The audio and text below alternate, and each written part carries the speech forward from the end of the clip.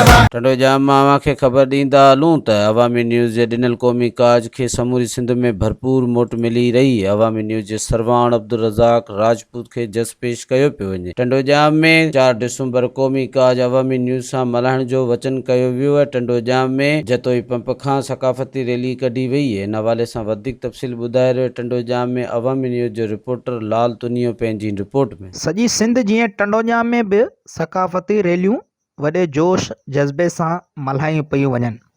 सकाफ़ती rally हर साल जीअं हिन साल बि सरदार अज़ीम बहराम जी अॻुवाणी में जतोई पंप खां होश मोहम्मद शीदी जी मज़ार ताईं रैली कढी वई।